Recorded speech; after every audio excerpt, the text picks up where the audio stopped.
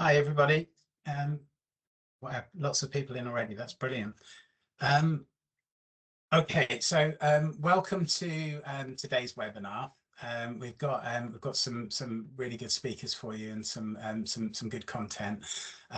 This is clearly something that lots of you are interested in. We've had a big spike of sign-ups to the Public Health Comms Hub since we started advertising this webinar. So yeah, thank you for joining us. Just briefly to introduce myself to anybody who doesn't know me, I'm Russell Cartwright. I wear kind of two hats. So I'm currently Head of Communications, Engagement and Behaviour Change in a part-time role at NHS South East London ICB. And I spend the rest of my time helping other public sector communications teams use behavioural science, use behaviour change, and run and develop kind of behaviour change campaigns. As part of that, a little bit of a plug, I do deliver training. I have a workshop in London with the PRCA in a few weeks' time, which I'll put the link into chat for you if anyone's interested. I'd also be really happy to have a chat if any of you or your teams are interested, or your partnerships are interested in kind of discussing me coming to visit you and delivering some kind of a bespoke workshop. So please do get in touch if that's of interest.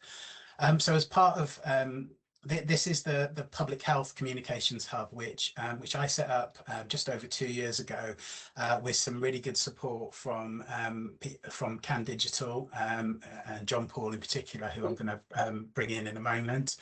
And it's designed to be a place for those of us working in the public health communications field to come together, share good practice, learn from each other. And we've run a lot of these webinars now, lots of different topics. If anyone's got any suggestions for topics you'd like to see us cover in future webinars, do put it in chat. But yeah, it's a place for us all to come together. So I'd just like to bring in Richard, who is our first speaker. Richard, I'm not going to steal his thunder. I'd like him to introduce himself, but I've kind of followed Richard's work and almost been a bit of a fan of Richard's for a number of years, and I was lucky to meet him face to face at an event recently. And I'm really pleased that Richard agreed to run this session for the benefit of the public health comms community and bring his years of experience to us, especially as it's during Amex Measurement Month. Richard, do you want to just introduce yourself? Yes. Hello, everyone. Thanks, Russell. Russell wasn't lucky to bump into me at all. Russell bumped into me because he came to an Amec Drinks meetup, and everybody's welcome. So please do come along to one of them. And it was a real pleasure to meet Russell, and real pleasure to have the opportunity to speak to you all today. I love having opportunities to speak to PR and comms professionals. So I was delighted to be able to come. Thank you to all of you out there giving up potentially your lunch hour to talk about measurement. I'll try and make it fun. Thanks, Richard. John Paul, would you just like to introduce yourself? Hello, I'm John Paul from Can. Can helps lots of public sector organisations run campaigns that deliver measurable outcomes.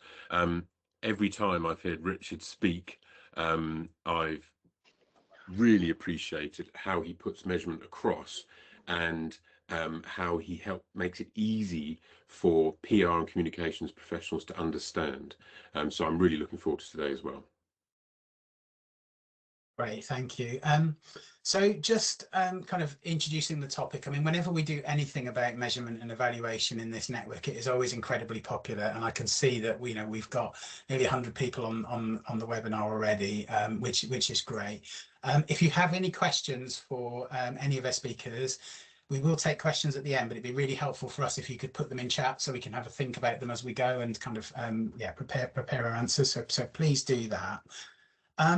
Just to kind of introduce the topic a little bit. I think first of all, I do kind of acknowledge, I still work in an ICB, and it's been a difficult week for those of us who are in ICBs. It's been a difficult 9 months or so. But yeah, I mean, those of you who are going through that, you do have my sympathies at the moment.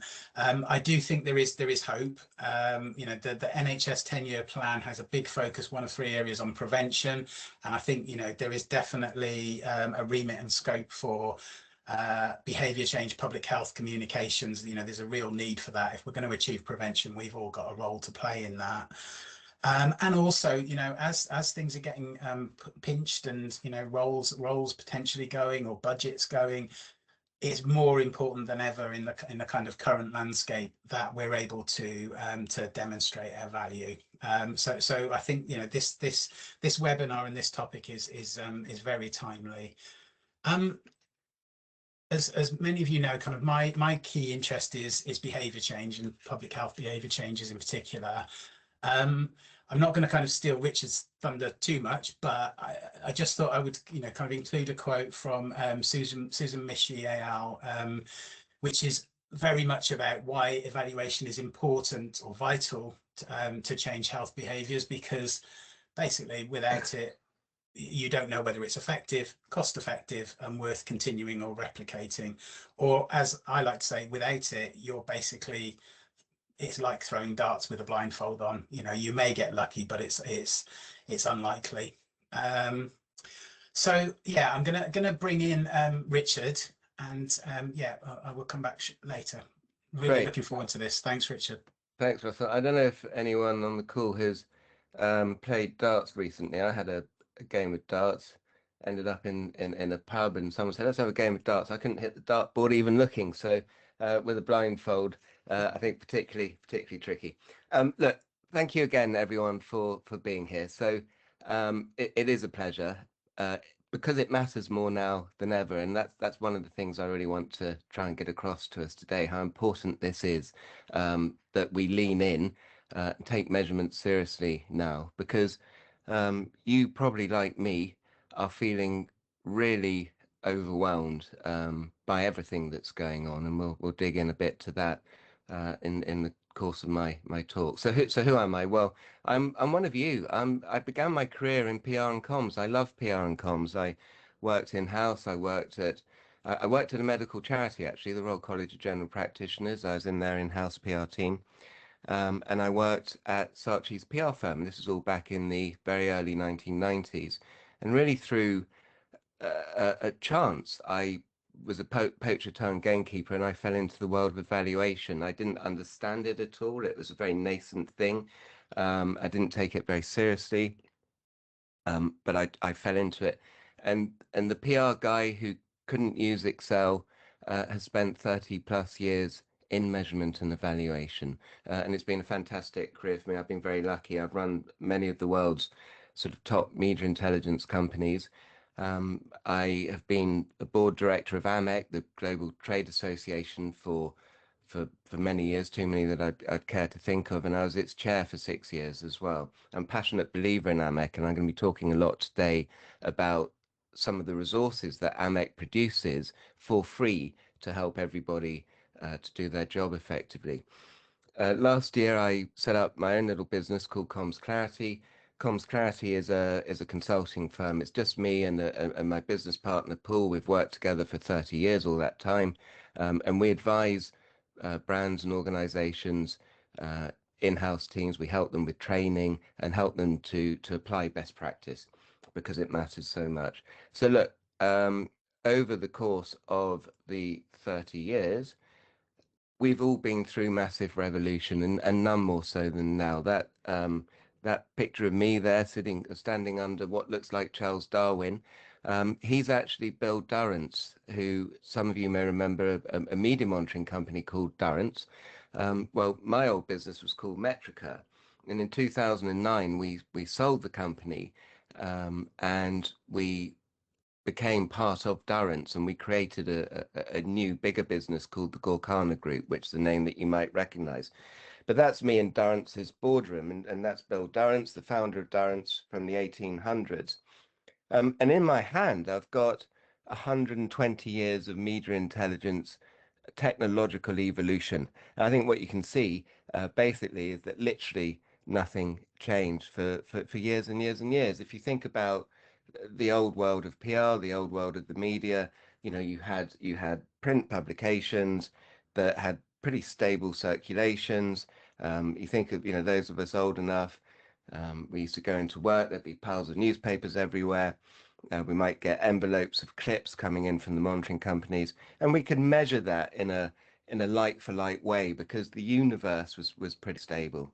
And everything changed in the mid 1990s, and actually Netscape, bonus points for anyone who remembers them. They were the company that changed everything. They were one of Metrica's first clients, and they launched the Netscape Navigator, which was the first really popular browser that led to popular email clients, shared calendars, collaboration, and everything that we have now. No one could have known the changes that this web browser was going to bring on the world. Then the next revolution was in the sort of mid noughties, as we call it in the UK. I said that expression in the US the other day, and I was looked at. Everyone thought I was being a scandalous Brit. Why is he talking about being naughty? But so they don't know that expression. But the mid 2000s, with the rise of social media.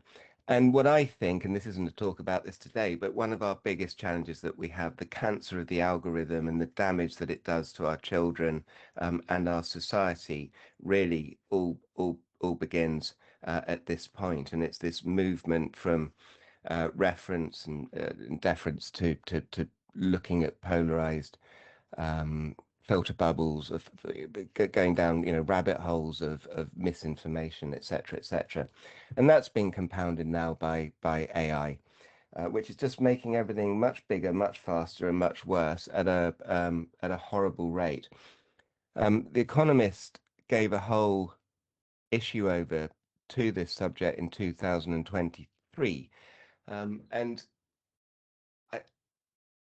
I think it was years ahead of its time. It was talking about expect malicious influence networks complete with fake websites, Twitter bots, Facebook pages, TikTok feeds, and much more. The supply of disinformation is soon going to be infinite. And you can see on the right here, this is an example of a bot farm that isn't even particularly using AI. It's just this ability for us to communicate at scale and cause not incorrect narratives to spread at scale has never been greater. When you couple this with what's going on in the world, the perma crisis that we've been living in really since 2009, we had the financial crisis, then we had the country rage of Brexit, all the terrible scenario there. Then we had COVID.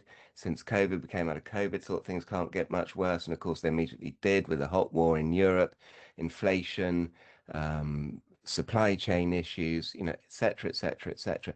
The news is interminably negative, and even now, if you look at the UK, irrespective of any of our politics, the perception right now is that even our current government, who we all hope is doing their best to turn things around, their narrative is one that just sort of depresses everyone on an ongoing basis. And it creates an environment where everybody is feeling overwhelmed, and everybody is feeling like I can't bear this anymore. And so that it's driving news avoidance. Now that's coupled with what's happening on the right here. It's a typical family scene. You might recognize it in your own home, which is, as we've all got more devices, people are not paying attention to each other. Maybe you lie in bed at night with your partner next door to you. Perhaps you always said you never have a screen in your bedroom, and perhaps now you find yourselves both staring at the screen and not giving each other time. When you're with your family, perhaps your children are not even watching a film, they haven't got the attention span. It's really difficult to cut through to anybody now. Our attention is distracted by too much choice, by the algorithm feeding us titillating information, and by the mainstream media scaring and depressing us and being incredibly negative. And it's no wonder that we are seeing, as PR and comms professionals, massive changes. which we have to navigate. So in 2013, 60% of us in the UK saw traditional print as the main source of their news. That number has fallen to just 12% today and continues to decline. And I get it. Everyone goes, well, that's okay because we're reading our news online instead. Well, how we wish. The readership numbers for online news sites continues to decline month on month, year on year. There's a fantastic website. I recommend you all subscribe to it. It's 99 quid a year for a subscription. The UK Press Gazette. They publish loads of research. They publish the latest data today. All of the top 50 global newspapers online in the world have seen another dip in their the number of people going to their site. The publishers thought this, okay, we can change this business model from print to digital. Actually, it will suit us. It's cheaper to produce. We don't have the distribution costs, but it's not working. They're not able to monetize it. They can't sell it adverts. We've got Google zero click now. 60% of Google searches result in zero click. Publishers are now seeing steep declines in referral traffic. Social media, Facebook stopped referring traffic to publishers. Generative summaries are taking that away from publishers as well. And as recently at a conference where the publishers said, we face an existential crisis and we don't have the answers. It's really serious. I mean, look at this chart here. What it's reflecting is the audience size by the size of the bubble and the decline in visits to their site. Now, these are the media that we're targeting, and of course, the medias can be complicit in it as well, because if we're going to trust the mainstream media, we need them to play their part in the bargain too, right? We need them to actually research stories properly. You may have seen the Times recently has been called out for two fake stories. One to do with an American, Mr. de Blasio, and another one that they're just fallen hook, line, and sink of some fake, as they call it, PR story about a cleaner spilling the beans of what really happens at Buckingham Palace, which of course was nothing more than fabrication. So the publishers aren't getting the visits, so they can't sell the adverts, but they're not able to sell to the paywall either. Only 10% of us in the UK now say that we're prepared to pay for a paywall. 69% of us, right, get this, 69% of us say nothing will convince me to pay for content online. I'm just not prepared to do it.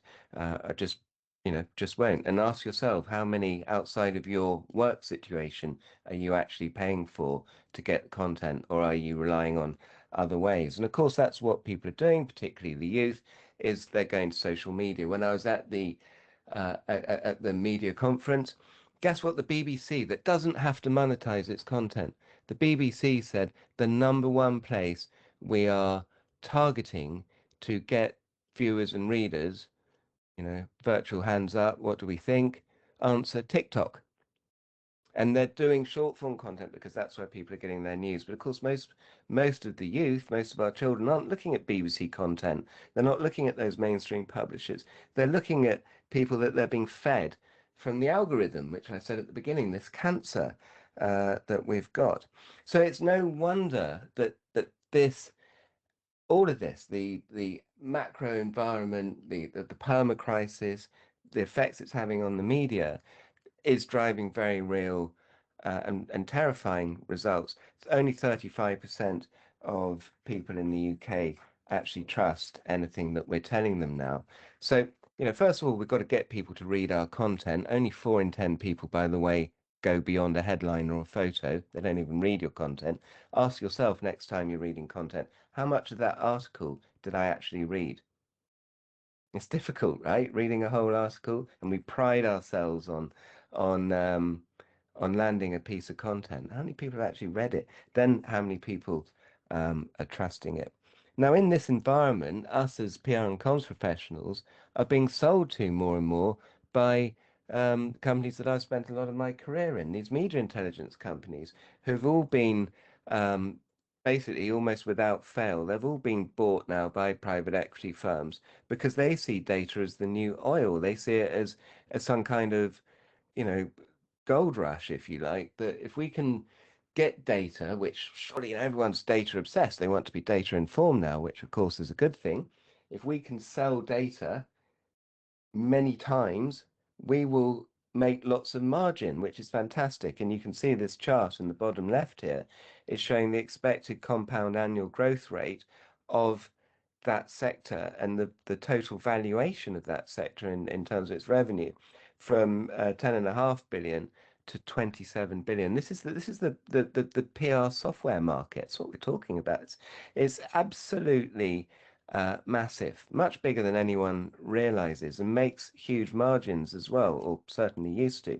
And that's why the private equity firms are coming. And you can see, not to pick on anyone in particular, but you can see examples of these platforms. They all basically look the same because they're all kind of doing the same thing. They're all capturing the data that's easy to capture, counting it, and distributing it back to you in interactive charts. They are employing lots of salespeople who are phoning you every week and telling you about the new features. And no doubt AI is a word that features hugely prominently in what they're telling you, because these companies are totally AI obsessed. Some of them even have AI in their name. If you have a demo for one of these platforms, they'll go on and on about their AI. But of course, the reason they go on about AI is that it's helping them reduce their costs. And they tell you it's helping you get better insights, but half the time it isn't. It's telling you things like this chart went from here to here. Well, that's not an insight. It's not giving you the real nuance and the real intelligence behind the content. And when it does, of course, it's still susceptible, whatever they tell you, to hallucinating. And I couldn't resist putting this image in because I think this just sums up so many of our experiences with generative AI. Is this mushroom edible? Yes. Oh, sorry, it was poisonous. Do you want to know more about poisonous mushroom? It tickled my fancy. But this is the sort of risk that we have with these AI solutions, and I think these guys are driving us down a road to focus on the things that don't matter, because what matters to us is that we measure the stuff that talks about our value in a meaningful way.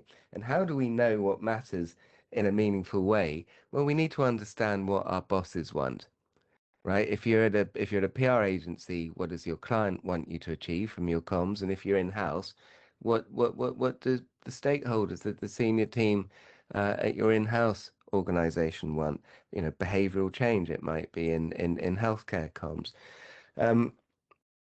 Are we really understanding that, and are we mapping it? Now, look, when ECO is a global PR association, and Page is a US focused one of very senior in-house people, and I've just got a couple of data points. ECO did a survey of global PR communicators and said to the clients, you know, what do you want comms to focus on? Well, they wanted reputation, support for sales, and support for driving brand and purpose. Hold my beer, said the PR and communications team. We're going to measure how many clips we've got, engagement metrics, you know, how many likes and shares there were, how many impressions. It will probably be in numbers of billions. And perish the thought, we're going to measure an AVE as well. Page Research just last week came out. The most common concern that CCOs have, this is the best senior comms professionals, is how can I measure my reputation meaningfully? And when we ask them, well, what do you measure? They say, oh, I measure media clips and I measure social media engagement. Well, if that's what you're doing, you are not measuring the value of your work. All you are demonstrating is that you are busy. You're doing stuff and you're counting stuff. But no one values a busy fool, right? No, just because you're busy, I don't care. And bad news for you, nor do your bosses, and worse, nor does your CFO at your organization. In this era of uncertainty that we're in, the latest Deloitte research shows that CFOs are more uncertain about the future than they've ever been. This is the problem, with the way the government's been communicating as well. Everything happens based on confidence. All of us, if you and I feel confident, we will go to a restaurant and spend more money. We will say, you know what, I'm going to buy that nice pair of shoes because I think I can afford it. I feel confident that I'm not going to lose my job, that I will get a pay rise. I feel confident that things are going to be okay. So we'll spend money. It's the same for CFOs. And when we don't feel confident, we won't go to the restaurant. We won't buy the shoes. So what we do as people, CFOs do in charge of their organizations. So with confidence, they'll press the go faster button and they'll invest and they'll spend more on marketing and PR and comms. When they lack confidence and they can't see value, they cut that right back. And right now, across the world, CFOs are putting red lines through our budgets because they don't understand the value that we create. They just see us reporting activity metrics. And nobody likes a busy fool. Alex Aitken, the old head of government communications, used to talk about the biggest problem that PR pros have is they just do SOS. They just send out stuff. They don't ever stop to say, why are we doing this? What is the strategic purpose? So planning and measurement should link together. So what are we going to do about it? Well, the good news is it isn't as difficult as we think. The answer has always been there in front of our face. The answer is about, what is the challenge? Our challenge is we're here to support our organization with its objective. We're going to do that by explaining our position, our messaging to the right people at the right time for a reason, to achieve an objective. And that objective is going to differ on all of your different organizations will have slightly different objectives. And I've put a number of them at the bottom of this slide. And some of them will be relevant to you, some of them won't. Some of them will be different from these. They won't be on this slide, but it doesn't matter because it doesn't matter what the objective is. We have to understand what it is. We have to talk to our bosses. So at this point, we need to understand some of the key things of measurement. We talk about outputs, outtakes, and outcomes. Very simply, outputs is the stuff that we generate. It's all the content. I've got a person here, weighed down with newspapers, but it's the print, it's the digital, it's the broadcast, it's the podcast, it's all of the stuff. It's the internal comms, it's the own media that we generate. It's the stuff that we generate. Outtakes, our lady in the middle, is what does our audience, our key stakeholders now think, having been exposed to our stuff? And outcomes on the right is what have they done? Have they done what we want? In public health comms, think of COVID. Did they go and get in a jab? We've got a flu crisis at the moment. Hospitals are getting overwhelmed. Why? Because we didn't get the flu vaccine out on time, that people are still vaccine hesitant as a result of many, complex reasons, but probably going back to the COVID scenario. Has very real outcomes. So the problem that we face as communications professionals is that most of our measurement sits on the left of this slide. When I talk about the left, think of this slide. We're counting the stuff that's easy to count, which is all about the stuff that we generate, but the stuff that we generate is divorced from what the organization cares about, which is these two things. Our bosses care about this area. It's the same whether you're at a public sector organization, a local government, whatever, or whether you're at Google or Microsoft. It's the same. They care about, have you got the audience to think something different and do something different? And if we can't link this together, we're never going to be able to demonstrate our value. So this is the answer. The question is, how do we do it? The bad news is it's not always, it's not a single number, right? This is why people still want an AVE, but people want an easy metric. But how can it be an easy number when your objectives are all different and we've got to bring all of these things together? That, I'm afraid, is the lazy PR and communications professionals' approach to it. What this involves is taking the time to think about our objectives, creating a plan that says, here is the challenge that we're trying to address. Here's what I did. We still want to measure the stuff on the left of this slide. And here's what's happened as a result. And finding data points from this lady in the middle and this person on the right that can link these three things together, and then telling the story. We always say that as PR and comms professionals, we're great at storytelling. Well, let's find some data points. Now, the good news is AMEC, the Professional Trade Association, makes loads of free resource available to you. And I'm not going to talk in great detail about it because of the sake of time, but you're going to receive the slides. I put a QR code here. First of all, hopefully a number of you have heard of the Barcelona Principles. Well, we've just refreshed them, version 4. They're refreshed normally every 5 years, but I think with the rate of change of everything at the moment, they're going to get refreshed even more frequently going forward. What we've done is we've linked them to the framework, the AMEC framework, so that you can easily see where each of these sort of broad steps of what good measurement looks like fits within the AMEC framework. So if we move on to the AMEC framework, effectively this is what it is. So your organization sits at the middle of this circle, and this is the 7 steps of good practice. You may know the GCS evaluation cycle, I think they now call it, which is based on the AMEC framework, and it's broadly the same steps. GCS is a member of AMEC.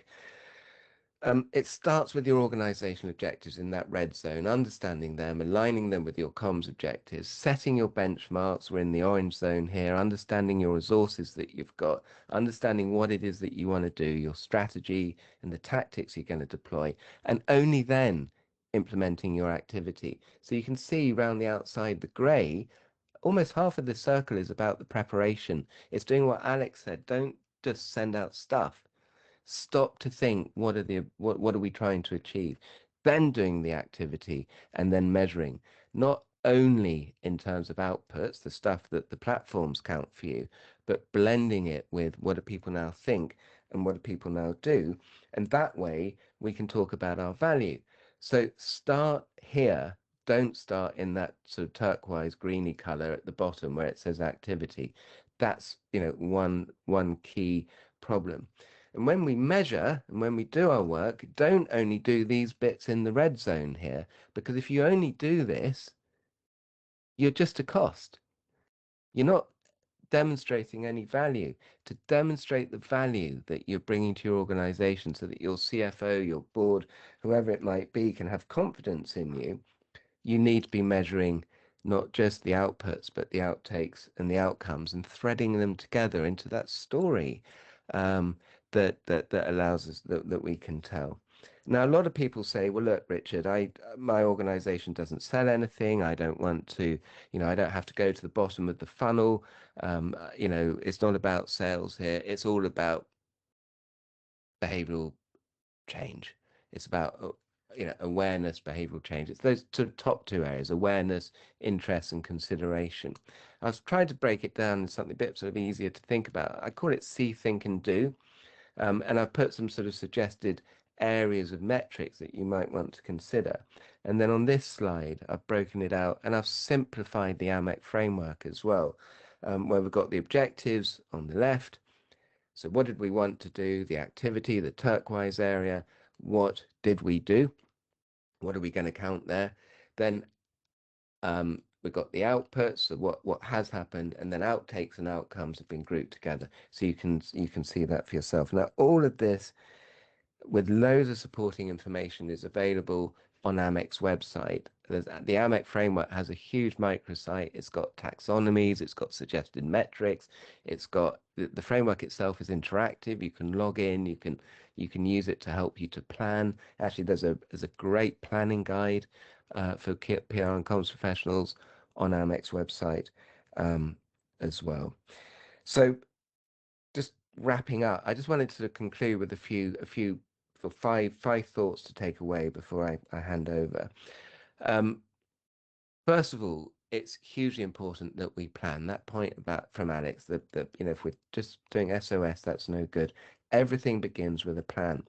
My business now, Comms Clarity, I work with brands, I work with PR agencies on a one-on-one basis and help them measure properly. I've been going for 1 year, and not one in-house team that I've worked for, when I said to them, when I said to them, can I see your plan? Not one of them has been able to say, yes, here it is. They've all said, yes, it's something that we're working on at the moment and it needs updating. We haven't updated it. And in the same way, when I say to them, have you updated your media list? No. Well, think back to the beginning of my talk, how much has changed in the world of media, what people trust, what they watch, what they listen to. Think of your own media consumption habits. Why haven't we updated our media list? Why is our tier 1 media list still the same that it was 10 years ago, 5 years ago? It's different now. So we've got to really put some time. We've got to take the time to get the first things first right. Let's check our balance. Let's bring ourselves back into balance. I'm never about saying stop measuring outputs. No, we have to measure our outputs. The stuff that those platforms count, yes, we do need to measure it, because those are the digital breadcrumbs, if you like, of linking our activity, counting our activity. We need to do that, but we need to go beyond it. So remember, I said I'd talk about the left, get our balance right. Let's have, when you look at your own measurement, my guess is after lunch, you have a look at it, you'll find it's all metrics that are activity metrics. How can we blend in some metrics that talk about what people now think and what people now do? And of course, if you're going into a new job, the most important thing, set some benchmarks up early, up first, so that you can demonstrate the change that you've had. If you get some extra budget, take a benchmark. Here's where we are before we did anything different, so I can demonstrate what's changed as a result. There's never been more metrics and things to measure. And God, every day on LinkedIn, there's someone saying, "Oh, I've got a new metric, share of generative engine summary or something." No. Don't be a kid in the sweet shop. Focus on the metrics that matter. This was my challenge. This is what I did. This is what came back from what I did. This is what people now think. This is what people have now done. Tell that story and be careful about being sidetracked by AI. AI's got loads of great applications. It's got loads where it can let us down. Don't be the person who ate the mushroom. There is no more time, guys. I was saying in a pre-call with Russell, there was an article in Bloomberg this morning that hit my news feed. It said the job apocalypse has begun sooner than we expected. We are in times of huge change. PR is facing lots of challenges. Our bosses who don't understand it and have only ever seen us measuring our work in activity-based stuff are thinking, my child has shown me that ChatGPT can write a press release. Why am I paying these people to do it? These conversations are happening in boardrooms everywhere now, and we have to demonstrate our value. So the time is now to lean in. We can't afford to ignore this. It's time to really start to my last point, which is begin simply, but just simply begin. So thank you very much, and Russell, I'll pass back to you. That's brilliant. Thank you, Richard. I can see you're getting lots of applause in the reactions. Thanks everyone. Brilliant, but also slightly sobering. But I've put the link in the chat for the AMEC framework. I would urge any of you to have a go at that. It can seem a little bit daunting, but actually it is really, once you get your head around it, it is really simple to use, and there's a lot of help with that. And when we share Richard's slides with you as well, that will help you use that. Just before I bring John Paul in, just a nudge. I'm sure from that lots of you have got questions for Richard, so please put them in chat and we'll take as many as we can later. John Paul. Oh, you're on mute. Thank you so much, Russell, and thank you so much, Richard, for that. It was terrifying and inspiring all at the same time. what I'm hoping to do and share with you is some practical advice and examples of how communications can demonstrate value. What I'm going to do now is just quickly share these slides. It'd be really good to know that you can see them.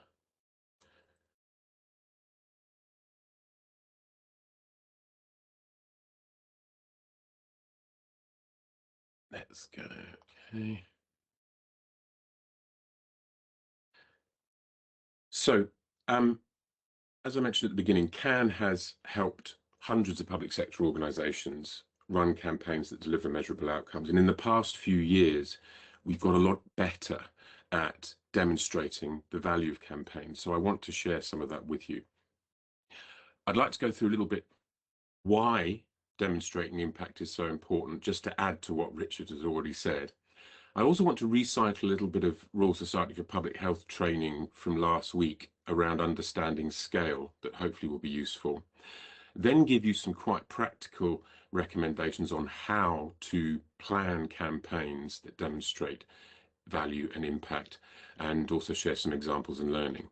So why is demonstrating impact so important? Well, as public sector communicators, it's very important that we demonstrate value for money. That's a sort of internal job security and ethical concern. It's also really important that we demonstrate impact to make communications investable, not a cost, but something that can be invested in a sustainable way over a long period. Because many of the problems we're faced with aren't going away and need sustained communications to create streams of behaviour change that accelerate savings for our organisations. But I think the last and probably the main motivation is we're in this to serve people. And if we demonstrate impact and measure impact, we'll get better at it. And if we then get sustained investment, we'll be able to do more good and support more people. And whilst we're going to go into a lot of data and metrics and things like that, I want us to come away with this from the sense and the motivation around the immense satisfaction you can get from doing good at scale. These look very, very similar to some of the principles that Richard, but these are the principles that we work by. So making sure that we're reaching target audiences frequently, and having a mix of accessible user interfaces, human, physical, and digital elements to campaigns. If we don't reach 100% of people, we're going to accelerate inequalities. Beneath that, our motivation for doing many of these things is about savings, saving unnecessary harm, but also reducing waste, and stopping doing things that are very high energy, low yield, and for example, in smoking cessation, reducing cost per quit attempt. And without data and without measurement, we can't see if we're reaching the entire target audience. We can't measure cost per outcome, and therefore we can't build business cases. So these principles underpin everything that we do, and you are welcome to borrow any of them that you like. Last week, the Royal Society for Public Health ran a course on co-production, and I delivered a little bit on the importance of scale. When people talk about engagement and co-production, often this is the picture they have in mind. Now, our brains are not good at processing scale. So don't worry if you get this next one wrong, but have a guess and maybe put your answer in the comments. How many people are in that crowd? Stick your answers in the side, have a go.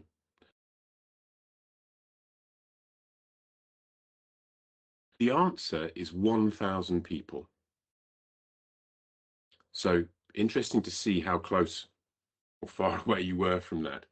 But take from it that we're not good at judging scale. In your average primary care network area, you'll be looking at around about 30,000 people. So that's the MK Dons Stadium. And when you've communicated with your area, How confident are you that every one of those 30,000 people have received and seen your messages? Can you prove that? Can you show it? It's an important part of what we do.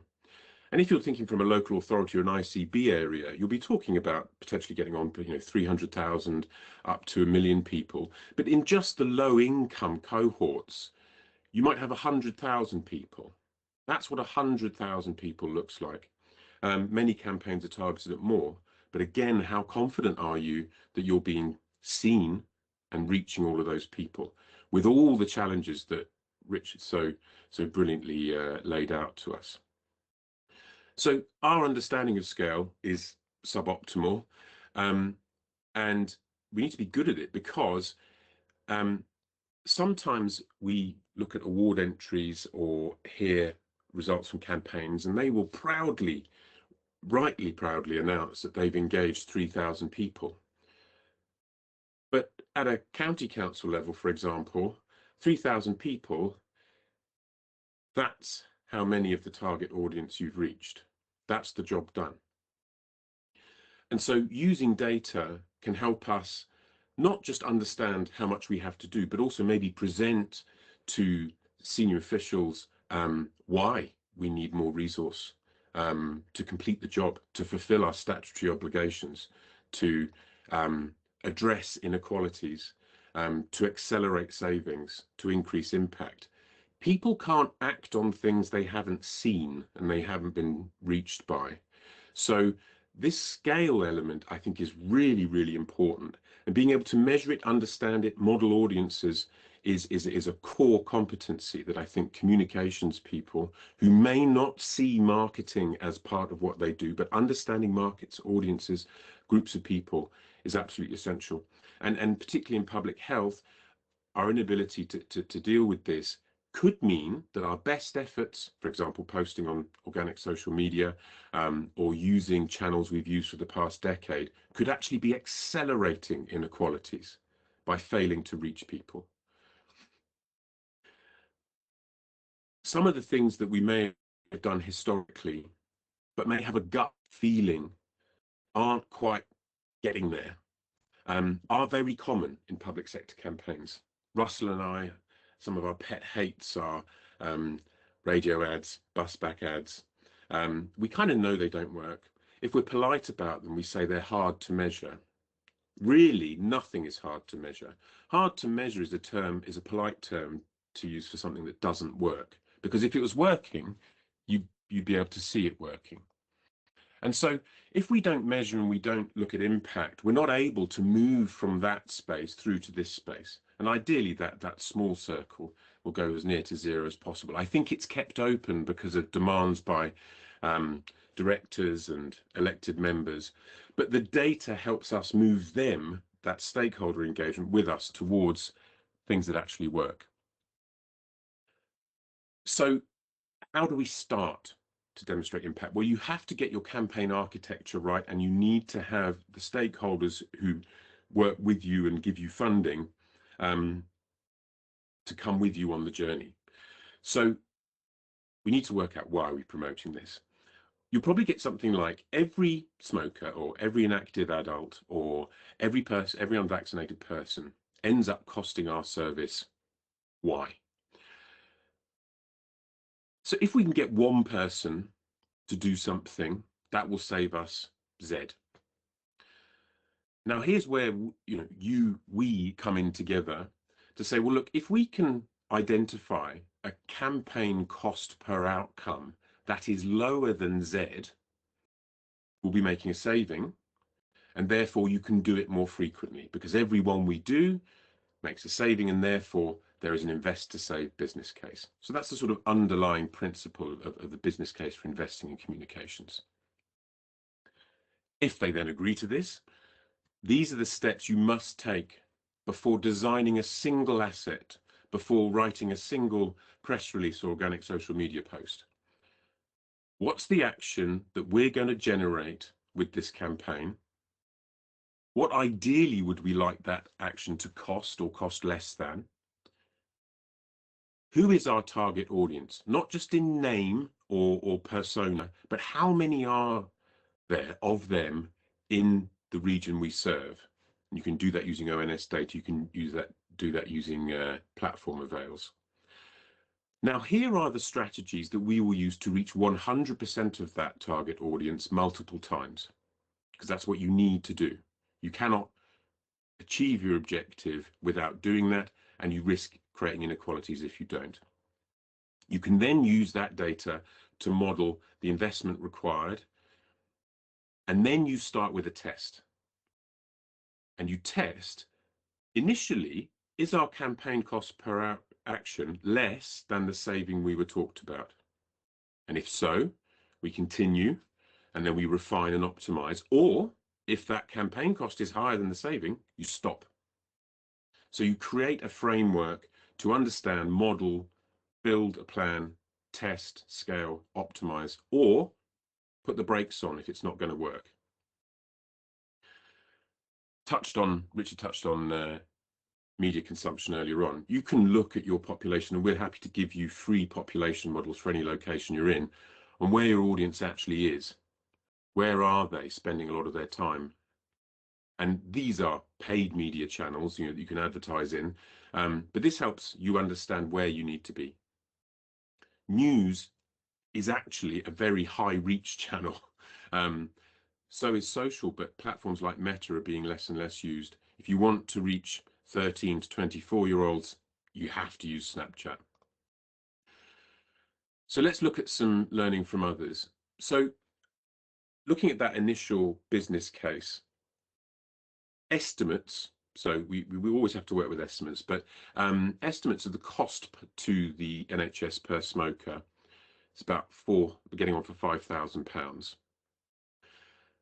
Based on some of the campaigns we're running, we can see that the cost for a quit inquiry is between £72 and £170. That varies by region, by target audience, and so on. Of those inquiries, services feedback that about 1 in 21 inquiries complete a 28-day quit. So you work that up, and therefore the cost per 28-day quit is between £1,500 and £3,500. The good news is that that's lower than the 4,893, so your saving per quit is between £1,300 and £3,000. In a recent campaign, it was calculated that £3 was saved in future for the NHS for every £1 spent on communications. Now, in running that campaign, one of the key things to get right was this landing page user experience. It needed to work on mobile. It needed to be very accessible. It needed to be very simple, not have the usual logo soup, and encourage people to consider why they might give up smoking, collect some information. And so we started doing that. We then also experimented with in-platform lead generation, a whole range of other things. But we were then demonstrating that orange line you can see there is quit inquiries by date, and that blue line is campaign interaction. So we're able to understand what strategies and tactics we're driving, and then over time reduce that cost per quit attempt. And this was one of the lower end of those inquiries. Let's take another public health outcome, physical activity. So if someone in their 40s and 50s moves from inactive to a more active lifestyle, it saves on average £1,500 per year for the rest of their lives. We were generating a cost per exercise inquiry around about £56. On average, 38% of people with proactive, activity health intent actually end up improving and increasing the sustained physical activity. So those roughly 160 inquiries, we could say then would be generating around £90,000 worth of savings for the NHS per year. That's not including savings for care packages for adults, and some of the other economic benefits of more physically active people being off work less and so on. So about £9 saved for every £1 spent. So these can be used at the very beginning of a campaign to set out parameters of why you're going to invest and to test what you do in your area. In a recent physical activity campaign, we also measured out-of-home, direct mail, online, social and news, and were able to learn which channels, or look at cost per interaction, not even cost per request, but cost per interaction. And that then helps us optimize what we do in the future. As Richard was alluding to earlier on, you can't see the cost per interaction for online, social and news because it's so small versus more traditional channels. Or to flip it another way, for every £10,000 you spent, you're going to get 20,000 plus interactions on online, social and news, but a negligible amount through direct mail and out of home. So we start to learn where we should invest our budgets accordingly. So just quickly in summary, why should we measure? Well, it's about securing future investment in us as individuals and also in the campaigns that we're running. That sustainability means that we can generate more outcomes for the communities we serve over time. Always consider scale, because you've got to make sure that you don't accelerate inequalities. Scale also enables you to reach more people and thereby reduce cost per outcome, and it is therefore essential to accelerating savings. And how do you start? Well, you need to model the value of the action, model the audiences, and test, measure and learn on how to get the communications or the campaign cost per outcome as far below the value of the saving as possible. And I would just like to leave you with a final challenge.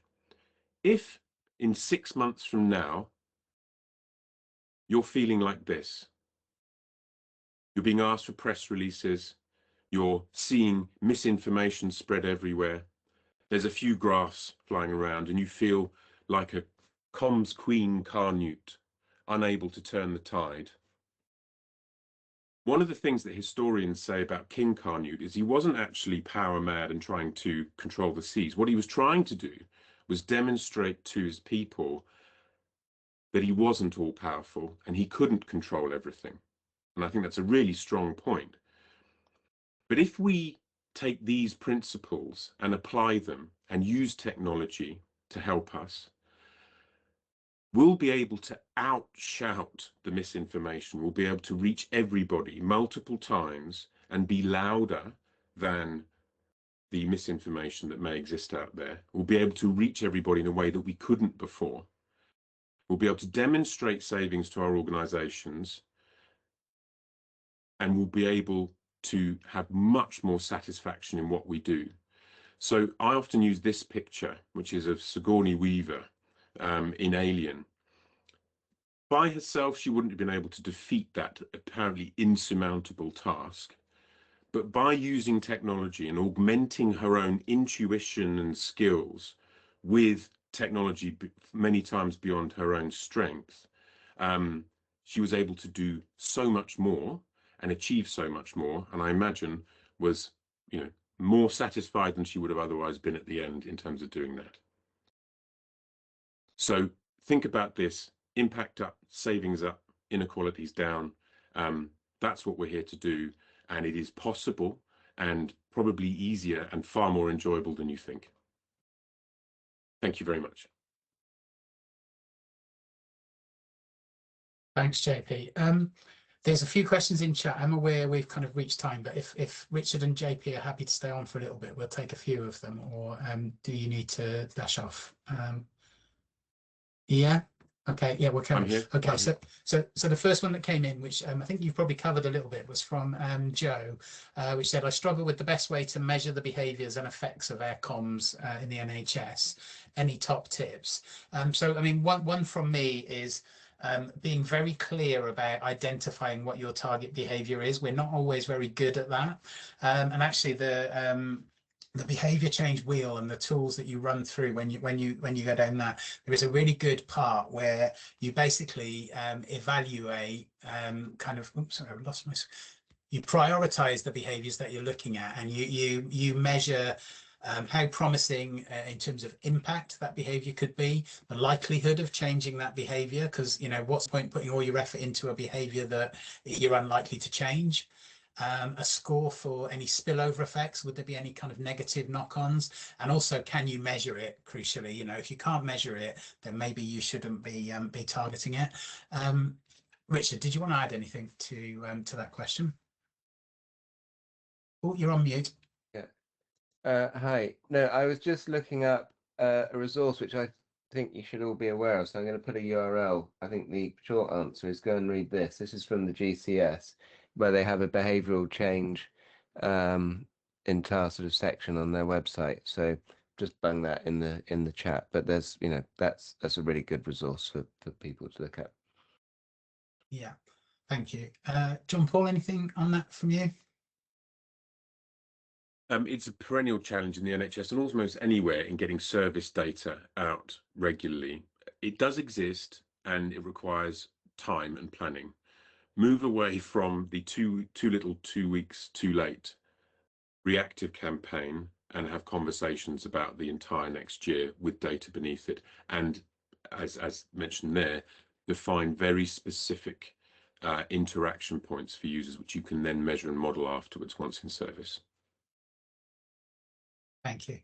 So a question specifically for Richard from Chloe. How do you deal with proving any change in outcome metrics are attributable to your activities or outputs with comms campaigns? Yeah, great question. Was that Chloe, was it? Yes. Yeah. It's a perennial question, Chloe.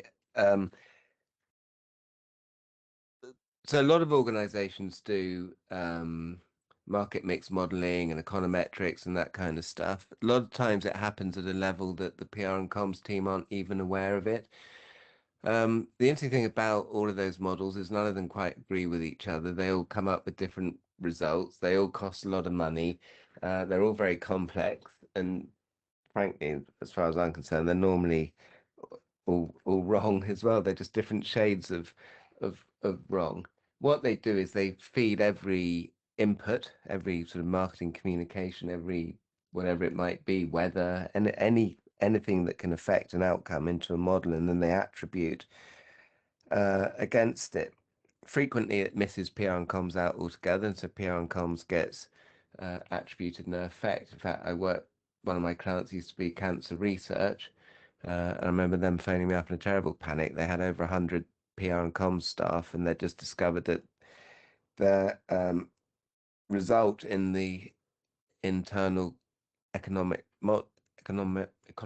model showed that PR stunts had a tiny little effect when they did Race for Life in June, and that was it. The rest of the year it did nothing, and it had been labeled PR stunts as well, and that was because there was no data being fed into it. I sit on the GCS Evaluation Council, and we talk about this a lot. Should government comms be measured with econometrics? Well, I've always said I don't think it should. I think it's enough to take some relevant data points and correlate them. Obviously, correlation and causation are not the same thing, but they tell a good story, particularly if you can set it out in a way where you say, this was our challenge, this is where we were, these are the audiences. And by the way, I thought JP's presentation was fantastic. Blend elements of what he was saying as well, and put it together, tell the story and correlate it. And you can do correlation in Excel, so anyone can do it. Small and low cost and no cost campaigns, you can just run a small one and you can put calls to action in it, which only you do in PR and comms, and then anything that happens there has to have been as a result of you. So there's a number of different ways of thinking about it, but I would always say keep it simple. Don't feel the urge to over elaborate and over complexity. You can, as you go down this econometric model, you can be multiple shades of wrong at huge costs. So what's the point? Can I add a quick cheap one to that as well? Search Insight is really cheap to have a look at, and I talk about it as being a window into people's minds, what's on their mind at any one time. This is search volumes for flu in London, and it correlates with those messages going out from GPs, text messages and comms on around getting the flu vaccine. So we can see the impact of communications a lot. Also, this is COVID over the past 3 years. We can look at MMR, or childhood IMS generally. We can see there big spike in men B vaccine. So I think using this data as this is what's on people's minds in my area, and then we did communications, and then look what happened. It's a really neat and cheap way of looking at what people are thinking about and not thinking about where you are. And that's a great point, JP. It's one of the metrics that we use for a sort of proxy metric of what people think about exactly and call out. And my old business, Karma, we did a report on the vaccine rollout and how it's communicated across the world and looking at different comparators. And what we were able to see was when Angela Merkel and President Macron, I don't know if you remember, but when we started to roll out our vaccine, the AstraZeneca one, they started communicating that at first that it was dangerous for old people, I think it was, and then it wasn't dangerous for old people, but it was dangerous for children. Do you remember all of this? It was either that way around or the other way around. Whether it was sort of fury at Brexit, and I don't know why they did it, but we looked at the search volumes of what people were looking for. And in France and Germany, it spiked on if I have a vaccine, am I going to die? Whereas in the UK, if you look at how we responded as a nation in the UK, we all marched off to the doctors and happily got ourselves inoculated, or most a lot of people did. In France and Germany, my wife is French, both her parents are doctors. They said, we've got vaccine in the fridges and no one's coming forward to take it. So not only could we see that they were searching for really negative things like, am I going to die? But that turned into real world outcomes as well, and that people didn't come forward. So it's all about taking the data points and telling a good story. Thank you. I think we've got two more questions, so we'll try and take them. One from Monica. How would you advise reaching audiences not online? She has a campaign including radio and bus backs. And although she's not aware they're the best for measuring results, the argument always is about targeting those not online. That's something definitely I've experienced. There's only so many leaflets you can print. I think Leanne answered that in the chat, actually. Leanne Hughes put some good points, I think, in there. Oh, yes. Yeah. Anything, John Paul, you wanted to add to that? Yes, just on that, direct mail is the best way of bridging the digital divide. Also, you can look at historic campaign data and look at where you get dips below expected impression and interaction rates. We call it digital dip zones. Identify those postcodes and then use direct mail to reach them. It usually picks up areas of deprivation, but it also picks up other areas where you might have a slightly older audience. And that is a way of getting the number of addresses down to make it more cost effective. With direct mail, do not send out something designed to bridge the digital divide with a QR code and a URL as the only means of taking action. So if you are serious about catering for people who are digitally excluded, divided, or just grudgingly digital, make sure you've got a human and a physical element to the campaign. And if you don't pretend you have. So I would say don't close the digital divide with radio, telly, out of home and bus backs. Ideally, never use those channels. Use targeted direct mail to the places you know, either with digital information or areas of deprivation or so on. And then when you deliver that message, make sure there is something physical, telephone number at worst, to encourage that call to action. And you can measure that too. Shouldn't forget that I think is it 10% of households remain stubbornly not online in the UK. It's or 10% of the population. It's a higher number than all of us sitting on our Zoom calls realise. Yeah. Okay. I think there's one last one, which is where do you get some from Harriet? So where do you get some of this data, i.e. the saving per year if someone moved from inactive to active? Do you want to take that one first, John Paul? Yes, so a mixture of different sources. The best data source is service data. Okay, so what is it costing? So in your area, because that will vary massively. There's care package data. So of the one thing we've done in Surrey is we've taken the last 3 digits of the phone number, so not PII, and cross-referenced that with the CRM to see if people in this instance that had moved into work had then reduced their care packages, and we were able to cross-reference that. And that saving was between 250,000 and 750,000. Again, it's a window for a £35,000 spend. So there is service data. There's also research. More of the research is US based, which is about their health system, which isn't that useful. But there is research in many areas around in the UK, particularly around areas of deprivation. So you can do desktop-based research. And as long as I think you couch everything and give references and say that this is indicative, it's probably going to be different for us, you can use that data as a guiding light to see where the business case might be. But just be aware you have individual benefit, you have economic benefit, you have system savings, you have adult savings, you have NHS savings. Edna Boampong, who was head of comms at an ICB, ran a campaign where it was about winter demand. But when she went and spoke to the ambulance service, she found out that actually the impact of the campaign had saved them £5 million, which was more than what she was calculating based on A&E cost. So there are usually a series of savings and benefits to people taking action. I'm not saying it's easy, but it not being easy doesn't mean you don't have a go at it. And if you're uncertain or something's a bit weak, just mark it as such in the business case.